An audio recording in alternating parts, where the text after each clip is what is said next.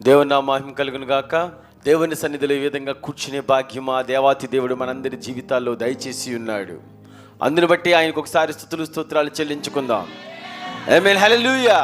దేవుని సన్నిధిలో కూర్చున్న మనందరికీ దేవుడు ఈరోజు ఇస్తున్న వాగ్దానము, దేవుడు మనతో మాట్లాడబోతున్న మాట, మొదటి కీర్తన 3వ వచనం ద్వారా దేవుడు ఈరోజు మనందరితో మాట్లాడబోతున్నాడు, దీవించబోతున్నాడు, బలపరచబోతున్నాడు.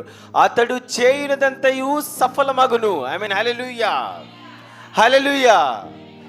అతడు చేయనిదంతయు సఫలమగును. ఈ వాక్యం విశ్వసించి అందరు నాతో కలిసి చెప్పండి, అతడు చేయనిదంతయు సఫలమగును. ఆమేన్, హల్లెలూయా. తన యొక్క భక్తులు ఎవరైతే ఏ పని చేస్తారో అదంతా సఫలం చేసే దేవుడు మన దేవుడు. మనం సేవించిన దేవుడు మనం చేసే ప్రతి పనిని, మనం చేసే ప్రతి కార్యాన్ని, మనం చేసే ప్రతి పనిలో తోడుగా ఉండి సఫలం చేస్తాడు, విజయవంతం చేస్తాడు, ఖచ్చితంగా తోడుంటాడు. మనం ఏ పని చేసినా దాన్ని సఫలపరుస్తానని దేవుడు ఈరోజు వాగ్దానం చేస్తూ ఉన్నాడు. కానీ మనం ఏం చేయాలి? మనం చేసే పని విజయవంతం అవ్వాలంటే, సఫలం అవ్వాలంటే, పూర్తవ్వాలంటే, ఖచ్చితంగా జరగాలంటే మనం చేయాల్సిన పని ఏంటంటే, మొదటి వచనం ద్వారా దేవుడు ఈ విధంగా మాట్లాడుతూ ఉన్నాడు. దుష్టుల ఆలోచన చొప్పున అడుగుకూడదు. ఆమేన్, హల్లెలూయా. పాపుల మార్గంలో నిలవకూడదు, అపహాస్యకులు కూర్చుండే చోటు కూర్చుండకూడదు. ఈ పనులు చేయకుండా ఉంటే అప్పుడు నువ్వు చేసేదంతా సఫలమైద్దని దేవుడు ఈరోజు వాగ్దానం చేస్తూ ఉన్నాడు, తెలియచేస్తున్నాడు. నీ జీవితంలో ఏదైనా జరగాల, అప్పుడు నువ్వు చేయాల్సింది ఏంటంటే దేవుని సన్నిధికి నడిపించబడుతూ ఉండాలి, దేవుని మీద ఆనుకుని ఉండాలి, దేవుణ్ణి నమ్ముకుని ఉండాలి. అప్పుడే నీవు చేసేదంతా సఫలమైద్దని దేవుడు ఈరోజు తెలియచేస్తూ ఉన్నాడు. అతడు చేయనిదంతయు సఫలమైద్ది. ఎప్పుడు సఫలమైద్ది అంటే, దుష్టుల ఆలోచన చెప్పు నువ్వు నడవకుండా ఉంటే, పాపుల మార్గమందు నిలవకుండా ఉంటే, అపహాస్యకులు కూర్చుండే చోట కూర్చుండకుండా ఉంటే, అప్పుడు నువ్వు చేసే పని అంతా సఫలమైద్దని దేవుడు తెలియచేస్తూ ఉన్నాడు. మరి దుష్టుల ఆలోచన చప్పున నడవకుండా మరి ఎవరి ఆలోచన చప్పున నడవాలనేది విషయం కూడా దేవుడు చాలా స్పష్టంగా తెలియచేస్తూ ఉన్నాడు. 32వ కీర్తన 8వ వచనంలో దేవుడు మాట్లాడుతూ ఉన్నాడు. నీకు ఉపదేశము చేసేదను, నీవు నడవవలసిన మార్గము బోధించేదను, నీ మీద దృష్టి ఉంచి నీకు ఆలోచన చెప్పేదను. దుష్టుల ఆలోచన చొప్పున నడవకుండా ఎవరి ఆలోచన చొప్పున నడవాలి? యేసయ్య ఆలోచన చొప్పున నడవాలి, దేవుని చిత్త ప్రకారం నడవాలి, దేవుని యొక్క బోధ ప్రకారం నడవాలి, దేవుని యొక్క ఇష్టానుసారంగా మన జీవితం నడవాలి. అప్పుడే దేవుడు దీవిస్తాడు, ఆశీర్వదిస్తాడు. నువ్వు చేసే పని సఫలం చేస్తానని దేవుడు ఈరోజు వాగ్దానం చేస్తున్నాడు. నీకు ఉపదేశం చేసేదను. దేవుడు ఏం చేస్తాడంటే మనందరికీ ఉపదేశిస్తాడు. నువ్వు పోవలసిన మార్గాన్ని ఉపదేశిస్తాడు. ఏ విధంగా ఉపదేశిస్తాడు? దేవుడే స్వయంగా వచ్చి నీకు తెలియచేస్తాడంటే, సన్నిధికి వస్తే దేవుని యొక్క సేవకుల ద్వారా నీతో మాట్లాడతాడు. అది ఉపదేశం. ఆమేన్, హల్లెలూయా.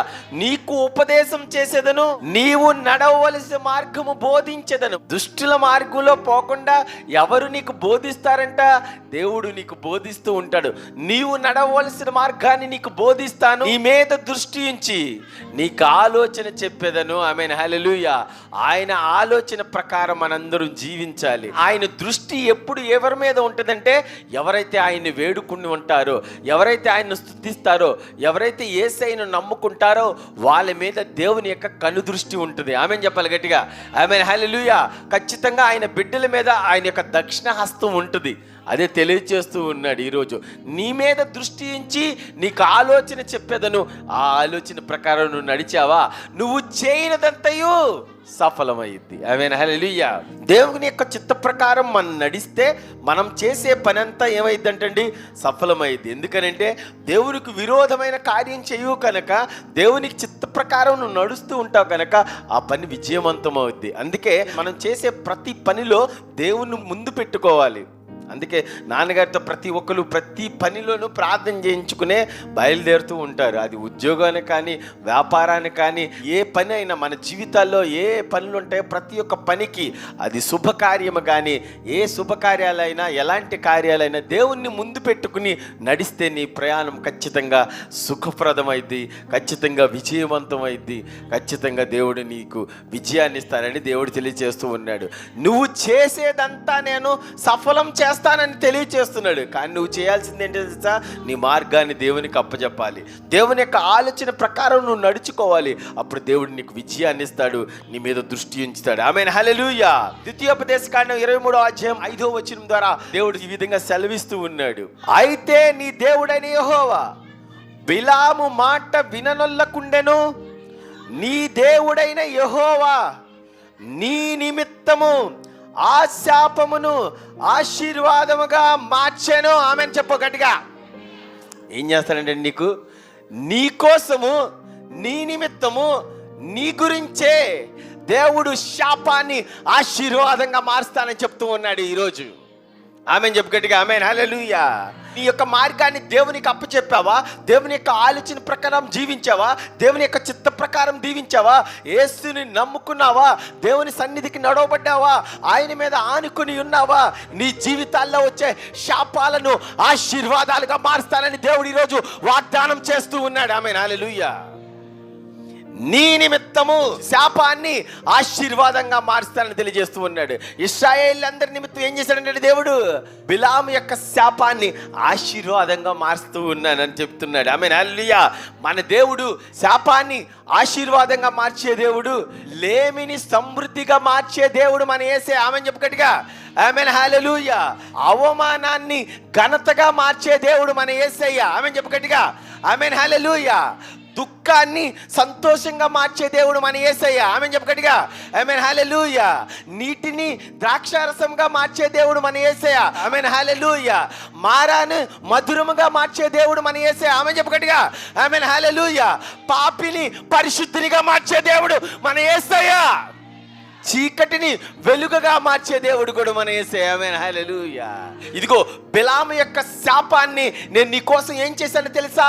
ఆశీర్వాదంగా మార్చానని దేవుడు ఈరోజు సెలవిస్తున్నాడు. అందుకే నువ్వు ఏ పని చేసినా దాన్ని నేను సఫలపరుస్తానని దేవుడు ఈరోజు వాగ్దానం చేస్తూ ఉన్నాడు. అతడు చేయునదంతయు సఫలమైద్ది. ఎందుకోసం అయిద్దంటే నువ్వు దేవుని యొక్క మార్గంలో నడుచుకుంటున్నావు కదా, దేవునికి నీ యొక్క జీవితాన్ని అప్పగించి ఉన్నావు గనక, దేవునికి నీ జీవితాన్ని తెలియచేస్తున్నావు గనక, నీ యొక్క జీవితంలో ఉన్న ఒడిదుడుకులన్నీ దేవునికి తెలియచేస్తున్నావు కదా, ఆయన మీద ఆనుకుని ఉన్నావు గనక, యేసయ్యను నమ్ముకున్నావు గనక, అందుకే దేవుడు ఈరోజు వాగ్దానం చేస్తున్నాడు. ఇదిగో నీ కోసము శాపాన్ని ఆశీర్వాదంగా మారుస్తాను. ఆమేన్, హల్లెలూయా. అవమానాన్ని ఘనతగా మారుస్తానని తెలియచేస్తూ ఉన్నాడు. ఆమేన్, హల్లెలూయా. లేమిని సమృద్ధి చేస్తాను నేను ఈరోజు వాగ్దానం చేస్తూ ఉన్నాడు. అవమానాలన్నీ ఆశీర్వాదంగా మార్చలేదండి. యోసేపు జీవితంలో ప్రతిరోజు అవమానాన్ని ఎదుర్కొన్నాడు. తన యొక్క అన్నదమ్ముల ద్వారా అవమానాన్ని ఎదుర్కొన్నాడు. వేరే దేశంలో అమ్మబడినప్పటికీ అక్కడ కూడా అవమానాలే అయినప్పటికీ దేవుడు ఏం చేశాడు? అవమానాన్ని ఘనతగా చేశాడు. ఆమేన్, హల్లెలూయా. గొప్ప ఘనమైన స్థితిని ఇచ్చాడు యోసేపుకి. నీటిని ద్రాక్షారసం మార్చే మన ప్రభువైన యేసుక్రీస్తు వారు ఆ వివాహంలో ఉన్నారు గనక ఏమైనా తెలుసండి, నీటిని ద్రాక్షారసంగా మార్చే, ఇంకా అక్కడ స్పష్టంగా చూసినట్టయితే అర్థమైంది ప్రభువైన యేసుక్రీస్తు వారు చేసిన ఘనకార్యంలో యోహాను సువార్త 2వ అధ్యాయంలో ఉంది. యూదుల శుద్ధీకరణాచారం ప్రకారం 2-3 తుమ్ములు పట్టు 6 రాతి బాణలు అక్కడ ఉంచబడిని. అవి కొత్తవే, అంతే కదండి. యూదుల శుద్ధీకరణాచార ప్రకారం అంతకుముందు ద్రాక్షారసానికి వాడిన వాటిని దేవుడు వాళ్ళ కొత్త వాటినే యూదుల శుద్ధీకరణ ఆచారం ప్రకారం 2-3 తుమ్ములు పట్టు 6 రాతు బాణలు అక్కడుంటే వాటిని తీసుకొచ్చి ఏం చేయమన్నాడు? వాటిని అంచుల మట్టుకి నింపమని దేవుడు సెలవిచ్చి ఉన్నాడు. నా ఉద్దేశంలో అయితే పాత వాటిలోనే అంతకు ముందు ద్రాక్షారసం ఏదైతే వాడారో దాంట్లోనే నీళ్ళు పోసి ద్రాక్షారసం చేసి ఉండుంటే ఏం చెప్పుకునే వాళ్ళు తెలుసా? అందరూ దాని యొక్క టేస్ట్ దీనికి వచ్చేసిందని చెప్పేవాళ్ళేమో. అందుకే దేవుడు ఏం చేశాడు తెలుసా? కొత్త వాటిని ఎన్నుకుని స్పష్టంగా ఖచ్చితంగా నీళ్ళనే ఏం చేశాడు తెలుసా? ద్రాక్షారసంగా మార్చే. ఆమేన్, హల్లెలూయా. నీటిని ద్రాక్షారసంగా మార్చే సమర్థుడు మన యేసయ్య. అంత మాత్రమే కాదు, ఈరోజు తెలియజేసిన బిలాము యొక్క శాపాన్ని ఏం చేశాడండి? ఆశీర్వాదంగా మారుస్తానని దేవుడు ఈరోజు సెలవిస్తున్నాడు. ఎలాంటి ప్రతికూల పరిస్థితుల్లో ఉన్నప్పటికీ, ఒడుదుడుకులు నీ జీవితంలో ఉన్నప్పటికీ, ఎలాంటి చిక్కుముడులు నీ జీవితంలో ఉన్నప్పటికీ దేవుడు ఈరోజు సెలవిస్తూ ఉన్నాడు. ఇదిగో ఎలాంటి శాపానైనా నీ జీవితంలో ఆశీర్వాదంగా మారుస్తా అని దేవుడు వాగ్దానం చేస్తూ ఉన్నాడు. ఆమేన్, హల్లెలూయా, హల్లెలూయా. అంత ఘనుడు మన దేవుడు, ఆ శాపాన్ని ఏదైనా ఆశీర్వాదం, దుఃఖం ఏదైనా ఏం చేస్తాడు? ప్రభు అయిన యేసుక్రీస్తు వారే ఆ వచనం పలికి ఉన్నారు. ఒకసారి చూద్దాము. యోహాను సువార్త 16:20. మీరు ఏడ్చి ప్రలాపింతురు గాని లోకము సంతోషించును, మీరు దుఃఖించుదురు గాని మీ దుఃఖము సంతోషమగునని మీతో నిశ్చయముగా చెప్పుచున్నాను. ప్రభు అయిన యేసుక్రీస్తు వారు సెలవిస్తూ ఉన్నారు. ఇదిగో నువ్వు ఏడుస్తావు కానీ ఆ ఏడుపు సంతోషమైంది, దుఃఖము సంతోషముగా మార్చబడిద్దని దేవుడు ఈరోజు సెలవిస్తూ ఉన్నాడు. బిలాము యొక్క శాపము ఆశీర్వాదంగా మీ నిమిత్తం ఏ విధంగా మారుస్తానని దేవుడు సెలవిస్తూ ఉన్నాడే, అదే దేవుడు యేసయ్య సెలవిస్తూ ఉన్నాడు. మీరు ఏడుస్తారు కానీ, మీరు దుఃఖించుదురు కానీ ఆ దుఃఖాన్ని నేను సంతోషంగా మారుస్తా. ఆమేన్, హల్లెలూయా. ఈ వాక్యం విశ్వసించి నాతో కలిసి చెప్పు. ఖచ్చితంగా నువ్వు ఏడుస్తున్నావేమో, ఆ దుఃఖం ఖచ్చితంగా సంతోషమైతే. నువ్వు బాధపడుతున్నావేమో, ఆ బాధ ఖచ్చితంగా సంతోషమైతే. నువ్వు రోధిస్తున్నావేమో, ఆ రోదన ఖచ్చితంగా సంతోషమైంది. దేవుడు సెలవిస్తూ ఉన్నాడు. విశ్వసించి నాతో కలిసి చెప్పు. నీ జీవితాన్ని మార్చుతానని వాగ్దానం చేస్తూ ఉన్నాడు. మీరు దుఃఖింతురు గాని మీ దుఃఖము సంతోషమగనని మీతో నిశ్చయముగా చెప్తున్నాను. ఆమేన్, హల్లెలూయా. చెప్పిన ప్రతి ఒక్క జీవితాల్లో దేవుడు సంతోషంతో నింపబోతున్నాడు, ఆశీర్వాదాలతో నింపబోతున్నాడు, దీవెనతో నింపబోతున్నాడు, దీవించబోతున్నాడు, సంతోషాన్ని ఇవ్వబోతున్నాడు. దేవుడు సెలవిస్తున్నాడు, నీ దుఃఖాన్ని నేను సంతోషంగా మారుస్తా. ఆమేన్, హల్లెలూయా. మీరు దుఃఖిస్తారేమో కానీ ఆ దుఃఖం ఏమైందంటండి? సంతోషమైంది. ఆమేన్, హల్లెలూయా, హల్లెలూయా. ఎలాంటి ప్రతికూల పరిస్థితిలో కూర్చుని ఉన్నావో నా కుమార్తె, ఎలాంటి ఒడిదుడుకుల్లో కూర్చుని ఉన్న కుమారుడా, దేవుడు ఈరోజు సెలవిస్తూ ఉన్నాడు. ఇదిగో నువ్వు బాధపడుతున్నావు కదా, ఆ బాధ సంతోషాన్ని చేస్తాను. నువ్వు దుఃఖిస్తున్నావు కదా, ఆ దుఃఖాన్ని సంతోషంగా చేస్తాను. నీ జీవితంలో ఉన్న ఆ చికాకులను నేను తీసేసే నీకు ఖచ్చితంగా శాంతి సమాధానాన్ని ఇస్తానని దేవుడు వాగ్దానం చేస్తున్నాడు. ఆమేన్ చెప్పు గట్టిగా. ఆమేన్, హల్లెలూయా. అయితే నీ దేవుడని యెహోవా బిలాము మాట విననల్లకుండా నీ దేవుడని యెహోవా నీ నిమిత్తము ఆ శాపము ఆశీర్వాదంగా మార్చాడు. ఆమేన్, హల్లెలూయా. అదేవిధంగా తన జీవితంలో ఉన్న శాపాన్ని ఆశీర్వాదంగా మార్చిన ఘటన చూద్దాం మనము. ఆదికాండం 32:26. ఇక మీదట నీ పేరు ఇశ్రాయేలే. ఆమేన్, హల్లెలూయా.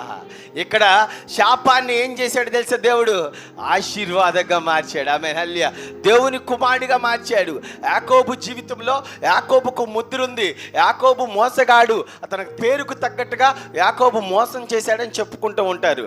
అతను చిన్న కుమారుడైనను దేవుని యందు భయభక్తులు కలిగి జీవించినప్పటికీ యాకోబు ఏం చేశాడు తెలుసండి? తన పేరుకు తగ్గట్టుగానే తన అన్న అయిన యాషావును మోసం చేశాడు.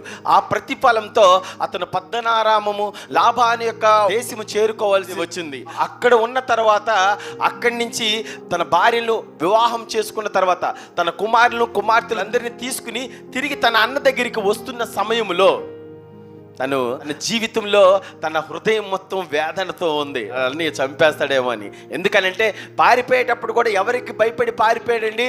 వాళ్ళ అన్నకి భయపడి పారిపోయాడు. సిరియావాడైన రాబాను దగ్గర కొంతకాలం ఉన్నాడు. అక్కడున్న తర్వాత అక్కడ దేవుడు అతన్ని ఆశీర్వదించాడు, దీవించాడు. కానీ తిరిగి తన తండ్రి ఇంటికి వస్తున్న సమయంలో యాకోబు భయభ్రాంతుడైపోయాడు. తనకున్న యావత్ ఆస్తిని ముందు పంపించేశాడు, కానీ యాకోబు ఒక్కడే ఇక్కడ నిలబడిపోయి ఉన్నాడు. ఎందుకని తెలుసా? తన జీవితంలో ఇంకా శాపం ఉంది. ఆమేన్, హల్లెలూయా. శాపాన్ని ఏం చేస్తాడంటే దేవుడు ఆశీర్వాదంగా మారుస్తాడు. మోసగాడు అన్న పేరుని ఏం చేశాడు దేవుడు? ఆశీర్వదించబడినవాడు నువ్వు అని పిలిచేటట్టు చేశాడు. ఆమేన్, హల్లెలూయా. అబ్రహాము కుమారుడు ఇస్సాకు కుమారుడు యాకోబు, తర్వాత యాకోబు కుమారులు అందరూ అక్కడి నుంచి ఏమని చెప్పుకుంటారు? ఇశ్రాయేల్ అని చెప్పుకుంటూ ఉంటారు. అది ఆశీర్వాదం. ఆమేన్, హల్లెలూయా. తన పిల్లలు చెప్పుకోరు.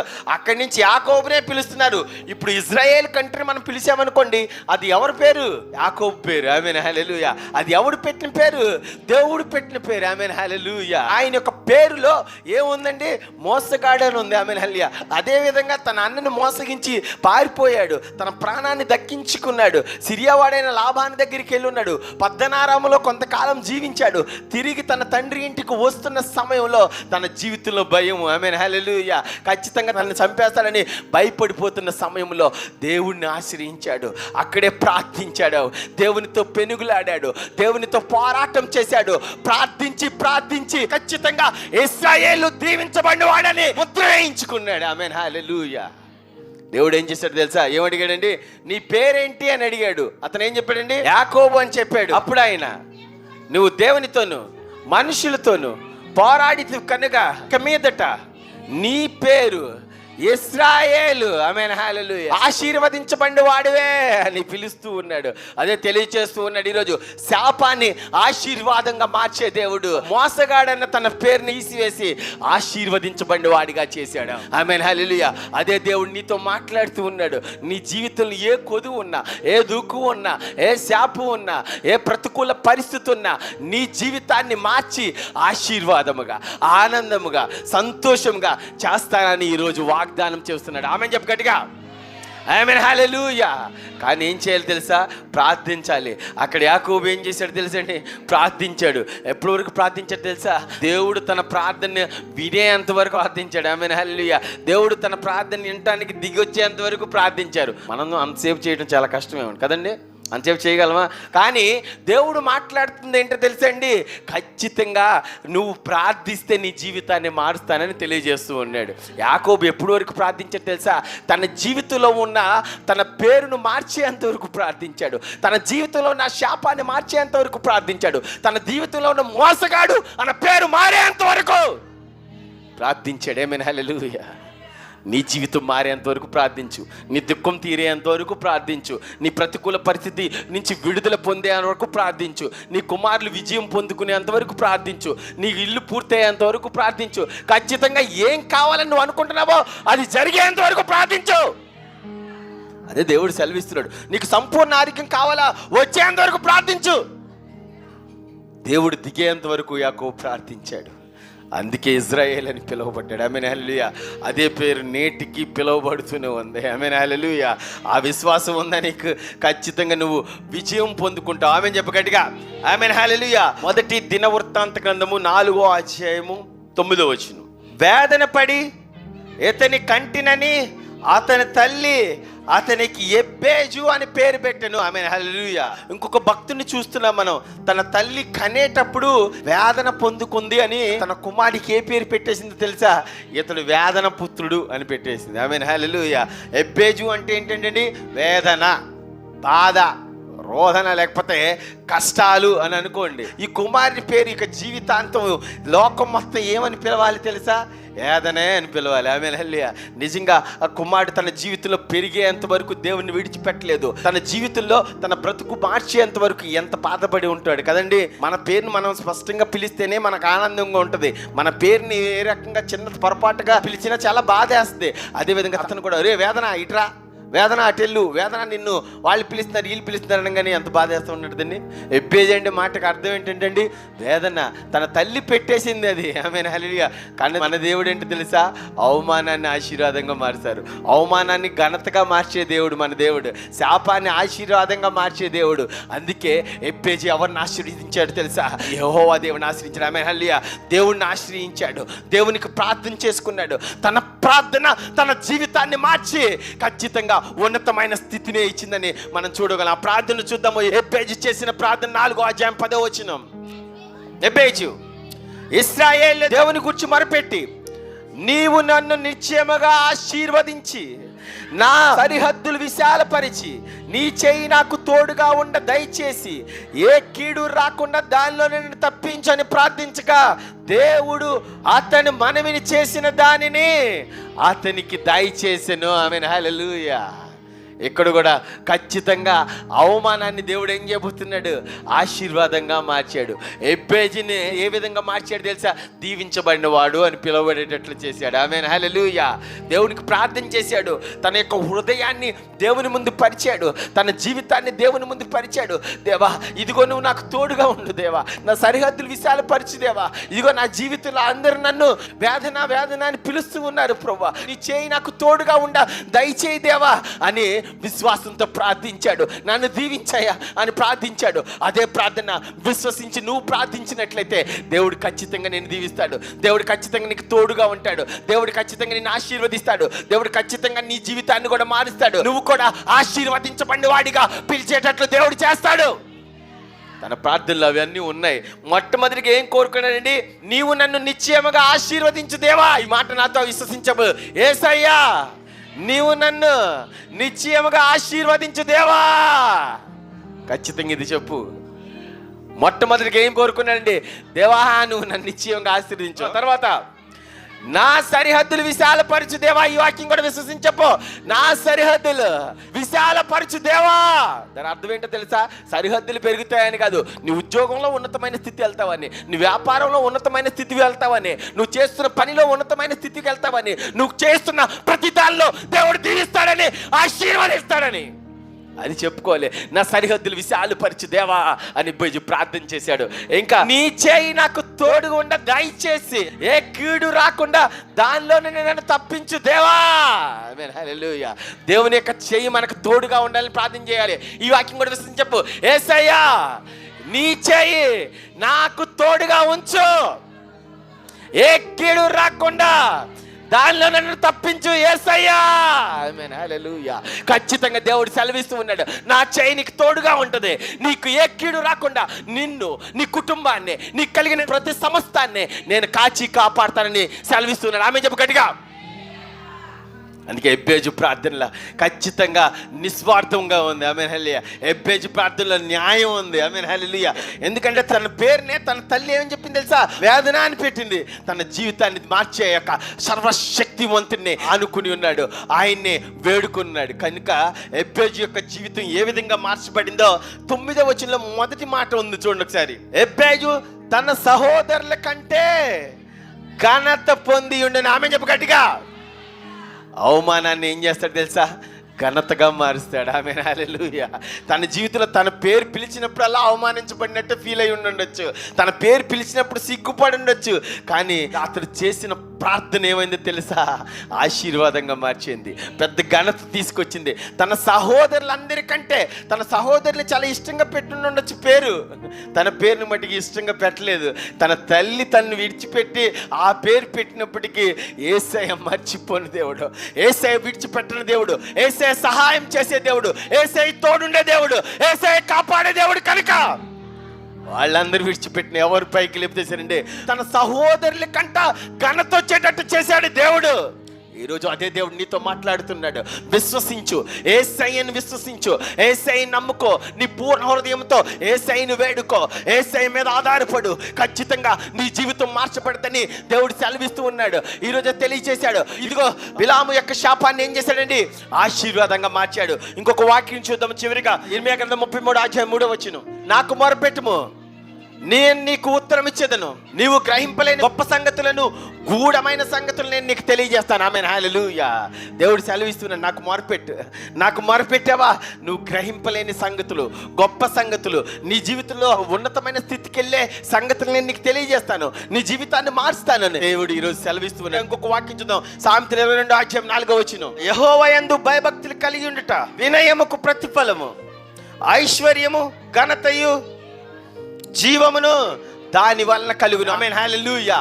యెహోవా యందు భయభక్తులు, యేసయ్యనందు భయభక్తులు కలిగి ఉన్నావా? ఖచ్చితంగా నీ జీవితం వినయంగా ఉంటుంది, మార్చబడిద్ది. ఇంక నీకేం వస్తుంది అంటే ఐశ్వర్యం వస్తుంది. ఆమేన్ చెప్పు గట్టిగా. ఘనత వస్తుంది. ఆమేన్ చెప్పు గట్టిగా. జీవం వస్తుంది. ఆమేన్, హల్లెలూయా. దేవుడు ఖచ్చితంగా ప్రతి ఒక్క జీవితాన్ని మార్చే దేవుడు. ఈరోజు తెలియజేశాడు, శాపాన్ని ఆశీర్వాదంగా మార్చాడు. ఆ వాక్యం చదువున్నాను ఒకసారి. అయితే నీ దేవుడని యెహోవా బిలాము మాట విననుకుండెను, నీ దేవుడని యెహోవా నిన్ను ప్రేమించి నీ నిమిత్తము ఆ శాపమును ఆశీర్వాదముగా మార్చాడు. ఆమేన్, హల్లెలూయా. ఇదే వాక్యము, ఇదే వాగ్దానాన్ని దేవుడు ఈరోజు నీకు ఇచ్చాడు. ఆమె చెప్పు గట్టిగా. ఆమె చెప్పు. రెండు చేతులెత్తు. దేవుడు ఈరోజు సెలవిచ్చి ఉన్నాడు. ఇదిగో శాపాన్ని నేను ఆశీర్వాదంగా మార్చాను. 2 నిమిషాలు సమయం ఇస్తున్నాను, ప్రార్థన చేసుకో. దేవుడు ఈరోజు నీకు వాగ్దానం చేశాడు. నీ నిమిత్తమే, కేవలం నీ నిమిత్తము శాపాన్ని ఆశీర్వాదంగా మారుస్తానని దేవుడు సెలవిచ్చాడు. నీ నిమిత్తమే కేవలం దీవిస్తాను, నిన్ను బట్టే నీ కుటుంబాన్ని ఆశీర్వదిస్తాను. ఈరోజు సెలవిచ్చి ఉన్నాడు. నీ జీవితాన్ని దేవునికి సమర్పించు, ఆయన పాదాల చెంతకు చేర్చు. నీకున్న ప్రతికూల పరిస్థితులు దేవునికి సరిగా తెలియజేయి. దేవా, నా జీవితం, ఇదిగో నా ఆరోగ్యము, నా ఒడిదుడుకులు, నా వ్యాపారము, నా కుటుంబము, నా కుమారులు, నా కుమార్తెలు, ప్రతి ఒక్కరిని దేవునికి సమర్పించు. ఆమేన్ చెప్పు గట్టిగా. ఆమేన్. హల్లెలూయా. గట్టిగా చెప్పాలి దేవునికి. దేవునికి తెలియచే, నీకున్న ప్రతికూల పరిస్థితులు దేవునికి తెలియచే. ఎబ్బేజు తెలియచేశాడు, దేవా నా బ్రతుకంతా వేదనే అయ్యా, చివరికి నా పేరు కూడా వేదనే అని పెట్టిందయ్యా. మా అమ్మ నన్ను కనలేక వేదన ఎబ్బేజు అని పేరు పెట్టిందయ్యా, కానీ నువ్వు నాకు తోడుగా ఉండయ్యా, నువ్వు ఆశీర్వదించయ్యా, నా సరిహద్దులు విశాలపరిచయ్యా, ఏ కీడు రాకుండా నీ చేయి తోడుగా ఉంచయ్యా అని ప్రార్థన చేయగానే తన సహోదరులందరికంటే ఘనత పొందిన వాడిగా చేశాడు. ఆమేన్. హల్లెలూయా, హల్లెలూయా. అదేవిధంగా యాకోబు జీవితంలో కూడా తన పేరును బట్టే మోసగాడు అని పిలువబడిన యాకోబు జీవితంలో పెనుగులాడటం వల్ల, దేవునితో పోరాడటం వల్ల, దేవునికి ప్రార్థన చేయటం వల్ల ఇశ్రాయేలుగా మార్చబడింది. ఆమేన్. హల్లెలూయా. అదే దేవుడు ఈరోజు సెలవిస్తూ ఉన్నాడు, నా కుమార్తె నీ జీవితంలో అవమానం ఉందా, దాన్ని ఆశీర్వాదంగా మారుతాను. దేవుడు నీకు వాగ్దానం చేసి అన్నాడు, నా కుమార్తె శాపం ఖచ్చితంగా ఆశీర్వాదం అయింది. ఆమె చెప్పగట్టుగా ప్రార్థన. దేవా నీ కొందనాలు, స్తోత్రాలు ప్రభువా, అతడు చేయనిదంతయు సఫలమగును. అవును ప్రభువా, మిమ్మల్ని ఆనుకున్నవారు, మిమ్మల్ని నమ్ముకున్నవారు, మీ మీద జీవించేవాళ్ళు ప్రభా, మీకు విన్నవించుకున్న వాళ్ళు, మిమ్మల్ని నమ్ముకున్న వాళ్ళు, మీ విశ్వాసులుగా పిలువబడేవారు, నీ పిల్లలుగా పిలువబడేవాళ్ళు, వాళ్ళు చేసే పని అంతా సఫలమైంది. అదే వాగ్దానం ఈరోజు ఇచ్చి ఉన్నారు ప్రభా. మీరు గొప్ప దేవుడు ప్రభా. ఖచ్చితంగా శాపాన్ని ఆశీర్వాదంగా మారుస్తాను నా కుమార్తె అని ఈరోజు సెలవిస్తారు. నీ దుఃఖాన్ని సంతోషంగా మారుస్తాను నా కుమార్తె అని ఈరోజు సెలవిచ్చి ఉన్నారు ప్రభా. ఖచ్చితంగా నీ జీవితాన్ని మారుస్తానని సెలవిచ్చి ఉన్నారు ప్రభా. ఎంతమంది అయితే దేవుని సన్నిధిలో కూర్చుని ఉన్నారు ప్రభా, ఆశీర్వాదాలకే కానీ ప్రభా, ఆరోగ్యానికి కానీ ప్రభా, వ్యాపారాభివృద్ధికే కానీ, వాళ్ళ జీవితాల్లో ఏ ప్రతికూల పరిస్థితి నుంచి విడుదలకే కానీ ప్రభా, వాళ్ళ కుమారుల భవిష్యత్తుగా కానీ, కుమార్తెల భవిష్యత్తులు కానీ ప్రభా, ఇల్లు పూర్తవ్వలేక ప్రభా, స్థలాలు కొనుక్కోలేక ఎవరైతే వేదనతో ఉన్నారో ప్రభా, అనారోగ్యంతో ఉన్నారో, ఖచ్చితంగా ప్రతి ఒక్కరిని పేరు పేరుని ప్రభా దీవించండి. వాళ్ళందరూ మీ చేతికి అప్పగిస్తూ ఉన్నాను ప్రభా. వాళ్ళ అవమానాన్ని ఆశీర్వాదంగా మార్చండి, వాళ్ళ శాపాన్ని ఆశీర్వాదంగా మార్చండి ప్రభా, వాళ్ళ దుఃఖాన్ని సంతోషంగా మార్చండి. ఈ బేతేలి సంఘానికి ప్రభా ఉన్న ప్రతి ఒక్కరు కుటుంబాలతో ప్రభా, ఖచ్చితంగా కుటుంబం మొత్తం దేవుని సన్నిధిలో కనిపించాలి ప్రభా. అలా జరిగే భాగ్యాన్ని దయచేయండి. మీ సేవకులు మీ చేతికి అప్పగిస్తున్నాం ప్రభా, ఘనంగా వాడుకోండి ప్రభా. దీవించి ఉన్నారు ప్రభా, కూడుకున్న ప్రతి ఒక్కరిని ప్రభా, చేతులెత్తిన ప్రతి ఒక్కరిని, ఏడుస్తున్న ప్రతి ఒక్కరిని ప్రభా మీ చేతికి అప్పగిస్తున్నాను. దీవించి ఆశీర్వదించమని రానున్న యేసే నామమున అడిగి వేడుకుంటున్నాం తండ్రి.